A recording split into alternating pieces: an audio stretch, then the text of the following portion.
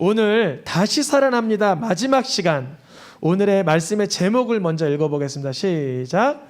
다시 살아납니다. 오늘 말씀의 제목을 한번 띄워주세요. 시작. 다시 살아나는 우리. 다시 살아나는 우리. 지난주 제목이 뭐였냐면 다시 살아나신 예수님이었어요. 원래 17일, 24일 두 설교는 붙어있는 설교였어요. 잘 들어보시겠어요? 다시 살아나신 예수님이 계시기 때문에 다시 살아나는 우리가 존재하는 거예요. 다시 살아나신 예수님으로 인하여 우리가 다시 회복되는 거예요. 이것이 붙어있는 시리즈 설교였습니다. 지난주에 제가 코로나로 몸이 약하여 가정에서 예배드렸는데 오늘 말씀의 핵심은 이거예요. 예수님이 다시 살아나신 그 역사적이고 권능 있는 영적인 사건이 내가 삶을 살아가는데 다시 살아날 힘이 될 수 있도록 누리라고 주시는 말씀입니다. 그래서 오늘 말씀을 전체를 요약하면 이렇게 읽을 수 있어요. 한번 읽어보겠습니다. 나의 영혼이 다시 살아나는 실제적인 놀라운 경험을 통해 궁극적으로 종말의 때에도 다시 살리실 것을 확언한다. 여러분, 이게 좀 어려운 말 같아서 간단하게 해석을 좀 하면 마지막 확언한다는 뭐냐면 마음속에만 있는 게 아니라 어디에 있는 거예요? 입에 있는 거예요. 그래서 나 죽어도 궁극적으로 다시 살아나. 그걸 어떻게 믿어? 그러면 내가 말이지 실제적으로 죽을 뻔한 상황, 사망에 거했던 입장, 어둠에 처했던 인생이 완전히 뒤바뀌어 버렸어 라는 체험들이 있으셔야 돼요. 우리가 이러한 영혼이 다시 살아나는 경험이 없이 궁극적으로 죽음을 맞이하면 너무 떨려요. 너무 두려워요. 너무 혼란스러울 수 있어요. 그런데 나의 영혼이 실제적으로 강하게 회복되는 경험을 해야 돼요. 상상할 수 없는 방법으로 그런 일들이 일어나야 되는 거예요. 그런데 그것의 기원, 그것의 뿌리는 다시 살아나신 예수님께 있다는 거예요. 너무 간단하고 쉽죠? 예수님이 다시 살아나신 게 그게 나랑 무슨 상관이 있나? 만약에 예수님을 믿는다 하면서도 여전히 그런 마음이라면 하나님께 이렇게 기도하세요. 하나님, 예수님이 죽었다가 살아난 거랑 나랑 무슨 상관이 있습니까? 이렇게 따지듯이 기도해도 괜찮아요. 아버지가 가장 좋은 선물을 주셨는데 그 가장 좋은 선물을 사용하지도 못하고 써보지도 못하고 활용하지도 못하고 죽으면 얼마나 하나님 아버지가 안타까우시겠어요. 하나님께서 우리에게 주신 가장 큰 선물과 사랑은 누구시죠? 예수님. 그 예수님의 어떤 사건이냐면 예수님이 십자가에서 처절하게 죽으셨다가 예수님이 부활하신 사건이 나랑 하등의 관계가 없거나 내 영혼이 되살아나는데 관계가 없다면 너무나 불쌍한 인생이에요. 무제한 신용카드를 선물로 받고 한 번도 긁어보지 못한 인생과 똑같아요. 하루에 여러분 매일 치킨을 3만 원씩 긁을 수 있는 쿠폰을 받았다 그러더라고요. 뉴스 보셨어요? 스케이트 선수 중에 치킨을 너무 좋아해서 쿠폰을 받았는데 앞으로 20년 동안 몇 년이요? 20년. 그것도 매일매일 한 달에 한 번이 아니라 우리는 보통 치킨 한 달에 한 번 먹거나 일주일에 한 번 먹는데도 많은데 맨날 3만 원짜리 쿠폰을 받았어요. 제가 그거 기사 읽으면서 솔직히 매일 먹으면 물릴 거 아니에요. 질릴 거 아니에요. 그러니까 이 사람은 어떻게 할까요? 맞아요. 나눠줄 거예요. 막 나눠주고. 왜냐면 그게 확실하니까. 그리고 물가 상승률에 맞춰서 몇 년마다 올려주신다 그러더라고요. 5천 원이나 만 원씩. 너무 좋죠. 그게 치킨값이 아니라 배달비 포함이에요. 그러니까 3만 원이면 제일 좋은 치킨 매일 먹을 수 있는 거예요. 여러분 만약에 예수님이 죽었다가 살아나신 그 영적인 사건이 나에게 영향을 미칠 수만 있다면, 나에게 효력을 발휘할 수 있다면 얼마나 좋겠어요? 그것을 우리가 지식적으로만 안다면 너무나 불쌍하고 안타까운 거죠. 매일매일 쿠폰이 주어지는데 썩히는 거랑 똑같은 거죠. 우리의 영혼이 예수님의 이름으로 인하여 다시 회복되는 체험들이 많아지시길 축복합니다. 비관적인 상황이에요. 비참한 상황이에요. 도무지 이거는 묘수가 없어요. 아무 방법이 없어요. 이거는 절망에 절망을 더할 수밖에 없는 상황인 거예요. 너무나 이거는 극단적이에요. 이거는 벼랑 끝 내몰린 게 아니라 이미 떨어지고 있어요. 낭떠러지가 아니라 이미 절벽에서 밀린 것 같아요. 그래서 잡을 것도 문제가 아니라 이제 떨어지고만 있어요. 더 이상 올라올 방법이 없어요. 그때 말이죠. 그때 그 순간 말이죠. 예수님 한번 신음하듯이 불러보세요. 제가 그랬어요. 너무나 불쾌하고 너무나 역부족이고 너무나 절망스럽고 너무나 혼란스러운 그 순간 예수님, 주님이 십자가에서 날 위해 죽고 살아나신 그 능력에 하나님의 아들이시고 그 능력을 나에게 허락하시고 나에게 체험하기 위해서 죽으셨다면 예수님 지금이신가 좀 도와주세요. 그렇게 기도했어요. 그러니까 주님 어떻게 하시는지 알아요? 이 마음속에 있던 어둠과 더러움과 사망과 추악함을 내몰아 주신 줄 믿습니다. 그게 우리 능력으로 불가능한 일이에요. 여러분, 예수님 당시에 예수님을 보면 예수님을 참 잘 믿었을까요? 이거는 참 유치한 생각이에요. 예수님 시대에 예수님을 두 눈으로 쳐다보면서 예수님을 믿은 사람보다 예수님을 조롱하고 비난하고 정죄한 사람이 훨씬 많았어요. 우리 여기 한 30-40명 중에 2000년 전에 돌아가서 예수님을 내 눈으로 보고 믿는다고 할 사람은 성경을 잘 몰라서 그래요. 우리가 2000년 전으로 돌아가면 우리 눈에도 예수님 보면 예수님이 볼품 있어 보일까요? 볼품 없어 보일까요? 예수님은요 정말 볼품 없이 생기셨어요. 흠모할 게 하나도 없게 생겼어요. 예수님은요 자랑할 만한 스펙이 하나도 없는 분이에요. 예수님은 우리가 보기에 좀 이렇게 시골에서 올라온 청년 같은 그런 수준인 거예요.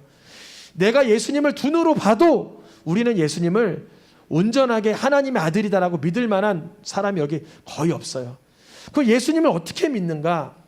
예수님의 제자들도 예수님은 믿는다 하면서도 결국 예수님이 곤란한 상황이 되니까 다 도망갔잖아요. 근데 예수님을 믿었다가 배신한 그 제자들이 예수님의 부활의 몸을 보고 어떻게 됐냐면 의심하기 시작했어요. 믿기 시작한 게 아니라 의심하기 시작했어요. 정말 이분이 죽었다가 살아난 그 똑같은 우리 스승 예수님 맞나? 굉장히 의심하기 시작했어요. 그때 예수님이 보여주신 게 뭐냐면 못자국과 창자국과 본인의 희생당하심을 보여주셨어요. 그때 제자들이 어떤 충격을 받냐면 이분은 이러한 고통 가운데 배신한 나를 찾아오시는 하나님의 아들이 맞구나, 이렇게 발견하는 거예요.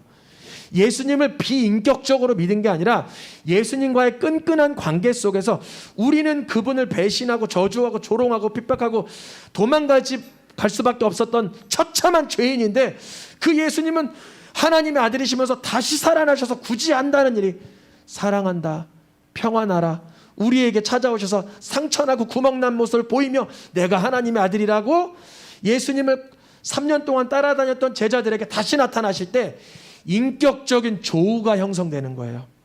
우리가 예수님이 나의 주인이다, 하나님의 아들이라 어떻게 믿는 거냐면요, 눈으로 실체를 봐서 믿는 게 아니라 그분이 나와 같은 죄인을 위해서 처절하게 죽으신 하나님의 아들이라는 것을 성령이 깨닫게 하셔야 돼요. 깨닫게 하지 않으면 다시 살아난 예수님을 만나도 뭐 이렇게 생기셨어요? 죽으실 수밖에 없었어요? 굳이 거기서 왜 죽으셨어요? 안 죽으시면 안 되는 거예요? 날 좀 편하게 해주면 안 돼요? 다시 살아난 예수님 앞에 두고도 따지고 비난하고 조롱하고 원망할 사람이 누구예요? 우리라는 거예요. 우리는 부활한 예수님의 부활체를 보더라도 배격하고 반격하고 비난하고 조롱하고 업신여길 수 있는 자가 나라는 걸 깨달아야 돼요. 그 예수님을 나의 구주라고 믿게 되는 사건은 눈으로 봐서 체크해서 믿는 게 아니라 성령께서 내 속에 들어오셔서 예수님의 십자가 사건이 나로 인함이라는 것을 발견하게 하셔야 되는 거예요. 그렇지 않으면 심지어 예수님의 제자라도 예수님을 못 믿어요. 누가 그랬어요? 가룟 유다. 예수님의 제자, 3년 동안 예수님의 기적을 다 쳐다봤는데 내 뜻대로 안 해주니까 예수님 팔아버리고 자기 목숨 끊어버리잖아요. 우리가 예수님을 내 눈으로 똑똑히 보면 믿을 수 있다라는 이상한 착각에서 헤어나오길 축복합니다. 여러분이 우리가 아무리 예수님의 부활체를 다시 봐도, 몸을 만져봐도 그분의 죽음이 나로 인함인 게 깨달아지지 않으면 그분이 나의 그리스도가 되지 않는 거예요.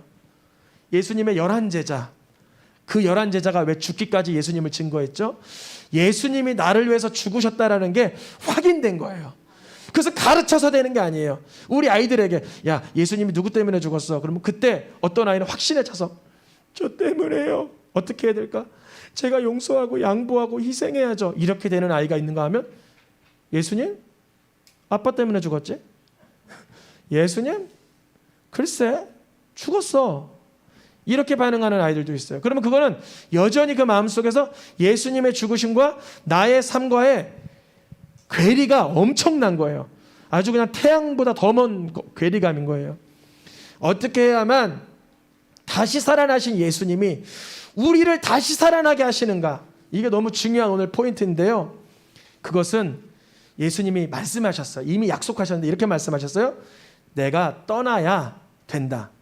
내가 떠나야만 또 다른 보혜사, 누구 보혜사?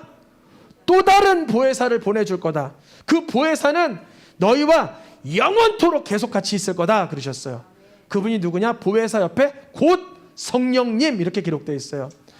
그러니까 성령님이 오시면 내가 죄인임을 발견하게 하고 예수님이 나를 위해서 죽으신 구세주라는 걸 믿게 하셔서 우리의 삶 속에 다시 살아나는 능력을 요소마다 부여해 주신다는 거예요. 사도 바울이 이렇게 얘기했어요. 사도행전 26장 8절에 읽어보겠습니다. 노란 글씨만. 하나님이 죽은 사람을 다시 살리심을, 잘 들어보세요. 하나님이 만약에 정말 계시다면, 그 전능하신 분이 정말 계시다면 하나님 입장에서 죽은 사람 살리는 건 쉬워요? 안 쉬워요? 너무 쉬운 거잖아요. 아니, 없는 데서도 있게 만드는 분이 좀 죽어있는 사람, 좀 죽어있는 존재에게 생명을 불어넣는 거, 그거 얼마나 쉬운 거예요? 너무 쉬운 거죠.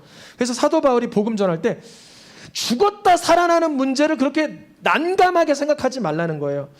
여러분, 오늘날에도 가끔 세계 뉴스, 국제 뉴스 보면 죽었다가 살아났다라는 기사 보신 적 있어요, 혹시? 저는 한 두세 차례 봤어요. 어떤 사람을 냉동 거기에다가 넣었는데 꺼냈는데 뛰던 거예요, 살이. 그 심장이. 그러니까 죽었던 거예요. 분명히 뇌파도 끊어졌고 심장도 끊어졌는데 냉동고에 들어갔더니만 어떠한 작용인지 모르겠지만 되살아났어요. 그러니까 죽었다가 살아나는 문제를 성경에서, 잘 들어보세요, 심각하게 다루지 않아요. 뻔한 걸로. 성경에서 죽었다가 살아난 인물 몇 명 정도 등장하죠? 10명도 넘게 등장. 그때마다 죽었다가 살아난 사건 자체에 집중하지 않아요. 그거 별거 아니기 때문에. 제가 오늘 무슨 얘기를 하려고 그러냐면, 하나님 입장에서는 사람이 죽었다가 살아나는 문제는 큰 문제가 아니에요. 근데 뭐가 큰 문제냐? 그 영혼이, 죽었던 영혼이 살아나는 게 더 큰 문제인 거예요.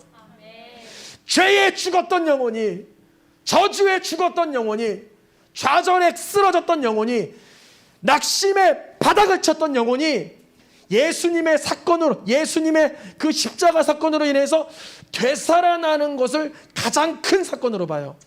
성경에서 그래요. 우리가 오해하는 것 중에 이 세상에서 제일 기적이 뭘까? 죽은 자가 살아나면 기적이겠지. 절대 안 그래요. 왜 그러냐면, 제가 어떤 대화를 하던 중에 그 사람이 이러더라고요. 나 죽었다 살아나도 그놈은 용서 못해. 바로 이거예요. 맞아요. 죽었다 살아나도 미움이 안 떠나요.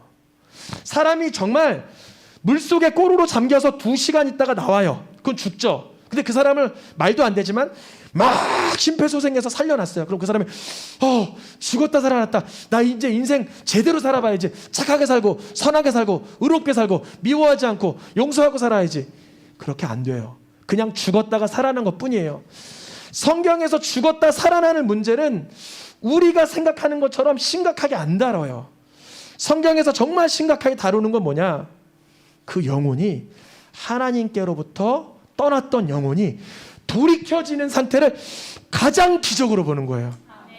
그 일을 누가 하시는 건가 하면 예수님이 십자가에서 죽으심으로 땅만 쳐다보던 우리들을 하나님 바라보게 하는 것이고, 죄만 짓던 우리들이 의롭게 살게 하신 게 예수님의 사건이라는 거예요.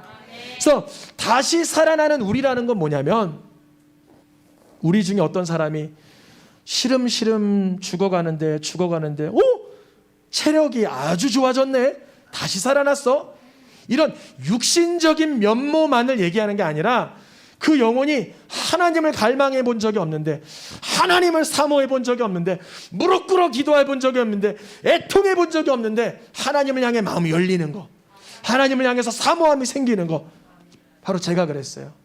제가 하나님을 믿긴 믿되 모태신앙으로 교회는 다녔지만 굳이 하나님을 사랑하지는 않았어요. 굳이 하나님을 두려워하지도 않아요. 그냥 하나님이 계신 것을 믿었어. 나 믿는다고, 나 하나님 믿어, 하나님이면 세상을 만들었겠지, 이 정도 수준의 믿음. 그러니까 유실론의 기준, 유신론에 근거한 믿음이었어요. 어떤 사람을 크게 나누면 80억 인구 중에 어떤 사람은 무신론이고요, 어떤 사람은 유신론이고요, 어떤 사람은 비인격적 유신론이고, 어떤 사람은 인격적 유신론, 그것만 다를 뿐이지 저도 마음속에 인격적 유신론일 뿐이었어요. 근데 그 하나님을 향해서 내가 대적하고 사는 걸 몰랐던 거죠. 늘 죄짓고 허망하게 살고 더럽게 살고 하나님 미워하는 삶을 사는 것을 몰랐다가 성령께서 저를 조명하실 때 깨달게 하셨어요. 내가 살아있으나 산자가 아니었구나. 성경에 보니까 살아있는데 산자가 아니라고 얘기하는 경우가 몇 번 있는데, 에베소서 2장과 계시록 3장 말씀에 이렇게 써 있어요. 그는 허물과 죄로 죽었던 누구를 살리셨도다? 우리를. 그러니까 우리가 허물과 죄로 뭐 했다는 거예요? 죽었던. 근데 이거를 죽은 당사자는 알질 못해요. 그 사람이 술에 만취하고 중독되고 더러움에 취하고 거짓을 행하고 살인을 행하고 미움을 행하고 도무지 온전한 사랑과 행복과 기쁨을 못 누려보는 사람인데 자기는 모르는 거예요. 내가 사랑 없음도 모르고 죄 많음도 모르고 더러움도 모르고 그냥 죽은 상태야. 그리고 마음속에 죽으면 끝이지, 이미 죽은 것과 다름없어요. 죽으면 끝이지, 죽으면 뭐가 있어 라고 생각하지만 놀라지 마세요. 그렇게 생각하는 사람의 99%가 죽기 직전에는 하나님을 엄청 찾아요. 저는 목회자이니까 중환자실이나 말기암 이런 분들을 자주 만나잖아요. 그럼 그런 데 가면 하나님 없다고 부인하던 사람들이 죽기 직전까지 목사님 오셨어요? 하나님 없으니까 가세요. 저는 죽으면 끝이에요. 안녕히 가세요. 이런 분을 못 봤어요. 그냥 끝까지 죽으면 어떻게 되냐고, 내 영혼은 어떻게 되냐고, 이렇게 끝나면 끝나는 거냐고, 내가 그동안 허망하게 살았고 죄진 건 어떻게 되느냐고. 그게 왜 그렇게 바뀌냐면 죽어서 그러는 게 아니라 죽을 때쯤 되면 뭐가 열려요? 영이 열려요. 여러분들이 아무리 부인해도 그게 안 그래. 무신론자 중에 대부분의 무신론자는 죄송합니다, 미쳐서 죽었어요. 왜냐하면 영은 깨어서 지옥과 천국을 보고 있는데 나는 아니라고 주장하니까 그게 부딪혀서 괴리를 일으켜서 사람이 미쳐버리는 거예요. 그냥 자연스럽게 받아들이면 되는 거. 육신은 끝나지만 영혼의 때가 있구나. 그때가 바로 내 허물과 죄로 죽었던 내 상태가 선명하게 보이지는 때인데, 우리가 예수님을 나의 구주로 믿는다는 건 뭐냐면, 예수님이 십자가에서 죽고 다시 살아나신 사건이 나로 인함임이 믿어지는 것이, 그게 다시 살아나는 우리의 시작점입니다. 시작점일 뻔 정도가 아니라 그게 정점이에요. 정점. 우리가 삶을 살아가는데 나 좀 회복되면 좋겠어. 나 좀 쾌활해지면 좋겠어. 예전처럼 좀 이렇게 좀 기력이 좀 이렇게 회복되면 좋겠어. 그 뭐 할까요? 기력 회복되면 더 죄짓고, 기력 회복되면 내 맘대로 또 살겠죠. 여기서 다시 살아나는 우리라는 건 뭐냐면, 다시 살아나신 예수님으로 인하여 우리의 영혼이 소생되는 거예요. 우리의 영혼에 성령이 들어오시는 거예요. 성령님이 역사하시는 걸 말합니다. 그러니까 성경에서 호흡이 끊어졌다가 다시 살아나는 일을 여러 번 등장시키지만 그 자체에 포커스를 맞추는 경우는 거의 없어요. 오히려 죄 짓다가 더럽게 살다가 하나님 미워하는 삶을 살다가 회개하여 돌아오는 경우를 심각하게 다뤄요. 예를 들어 누가복음 15장 말씀입니다. 누가복음 15장 노란 글씨 말고 보겠습니다. 죽었다가 다시 살아났으며 내가 잃었다가 다시 얻었노라. 죽었다가 살아났으며 내가 잃었다가 얻었기로. 이 아들이 어떤 아들이냐면 아빠가 죽기도 전에 유산 좀 주세요. 그래. 유대 사회에서는 부모가 죽어야 유산을 받는 건데 부모가 멀쩡히 살아있는데도 부모를 그냥 거의 죽인 격이죠. 그러니까 부모를 향해서 내 것 좀 살림 좀 주세요. 그러니까 부모가 이 아들이 하도 그 애원하니까 일단은 줘요. 그리고 그 아들이 나가서 어떻게 해요? 허랑방탕한 삶을 살아요. 우리들의 삶이에요. 하나님 나에게 좀 주세요. 기력을 좀 주세요. 돈을 좀 주세요. 환경을 좀 주세요. 스펙을 좀 주세요. 좋은 조건을 좀 주세요. 그걸 가지고 하나님의 영광과 영혼을 사랑하고 구제하고 하는 데 쓰는 게 아니라 늘 나만을 위해서 살면서 허랑방탕하게 살다가 뭘 깨달아요? 아, 이렇게 살다가 언젠간 끝이 나겠구나. 이 허망함을 이 탕자가 깨닫고 아버지에게로 돌아갑니다. 이 모습을 성경에서 죽었다가 살아났다라고 그래 표현을 해요. 우리가 하나님을 두려워하는 마음 없이 하나님을 사랑하는 마음 없이 살다가 문득 내가 하나님의 뜻대로 살지 못했구나. 내가 하나님의 계획대로 하나님의 커다란 그 계획대로 살아들이지 못했구나. 이것을 발견하고 그러한 나를 위해서 십자가에서 죽으신 예수님의 보혈을 힘입어 다시금 하나님의 자녀로 살겠다 하는 것을 다시 살아났다라고 말합니다. 다시 살아나는 우리나라는 제목은 그러니 죽어서 천국 가는 것만 말하는 게 아니라 이 세상 살아가면서 우리의 삶이 죄로부터 벗어나고 사망으로부터 벗어나고 어둠으로부터 벗어나는 이것을 말하는 것입니다. 성경에서 이 부분을 가장 심각하게 다뤄요. 어둠에서 벗어나는 거, 죄에서 벗어나는 거, 사망에서 벗어나는 걸 심각하게 다루는데 중요한 게 있습니다. 성경에서 죄에서 살아나고 의로부터 들어가고 사망에서 다시 살아나서 생명으로 들어가고 어둠에서 살아나서 빛으로 들어갈 때마다 모든 공통점이 하나 있는데 그게 뭐냐면 예수님을 의지함으로 그렇게 됐다는 거예요.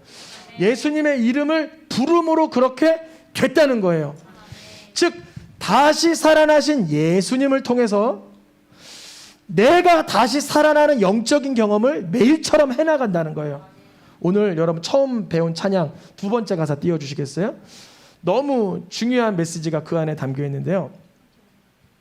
오늘 처음 배웠던 찬양, 요거는 맨날 불렀던 찬양이고, 여기에 중간 그 페이지가 뭐죠? 이거죠. 우리의 걸음이 끝나는 그날은 언제를 말할까요? 맞아, 죽음을 말하는 거예요. 잘 보세요. 우리가 죽는 순간 평소에 매 순간 뭐 하시니?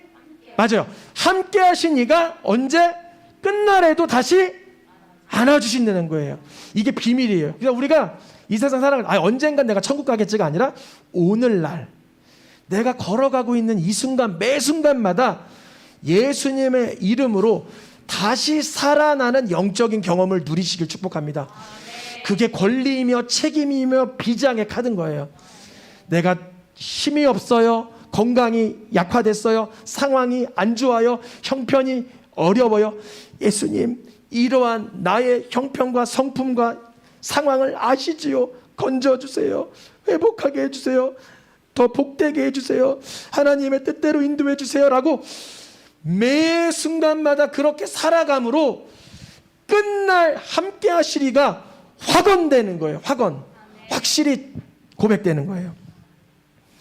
우리가 세상 살아나갈 때 동일한 환경, 동일한 조건, 동일한 관계 속에서 살아가고 있어요. 우리가 이 코로나의 위기 속에서 2022년이라는 상황 속에서 대한민국이라는 상황 속에서 사는데 그때마다 우리의 심리와 마음과 생각과 정서가 갖게 되는 수많은 공격들이 있는데 예수님을 믿음으로 그 공격에서 승리하는 자가 있는가 하면 세상을 동경함으로 늘 패배하는 사람이 있어요. 이 두 차이가 뭘까요? 예수님의 다시 살아나심이 나로 인함이며 믿는 사람은 세상의 어떠한 역경 속에서도 회복됨을 경험해요. 그러나 세상을 동경하고 세속을 탐심하는 그 마음 가운데는 늘 좌절과 원망과 낙심만 난무하게 되는 것이죠. 지난주 말씀 우리 최원아 선교사님 통해서 우리는 부활의 증인입니다, 이런 말씀을 들었어요. 우리가 부활의 증인이 되기 위해선 여러분, 나에게 있는 지금 최고의 심란한 그 문제와 상황과 사건이 예수님으로 인하여서 되살아나고 회복되는 경험들을 하시길 축복합니다. 사람마다 다 달라요. 어떤 사람 경제적인 어려움, 관계적인 어려움, 질병적인 어려움, 환경적인 어려움, 심리적인 어려움, 심경적인 어려움 다 다를 수 있어요. 근데요, 예수님은 모든 상황에서로부터 구원하시는 능력의 주님이신 줄 믿습니다. 다시 살아나신 우리는, 다시 살아나는 우리는 다시 살아나신 예수님을 바라보며 반드시 체험하고 누리셔야 되는 줄 믿습니다. 우리 시간 찬양하며 기도하겠습니다.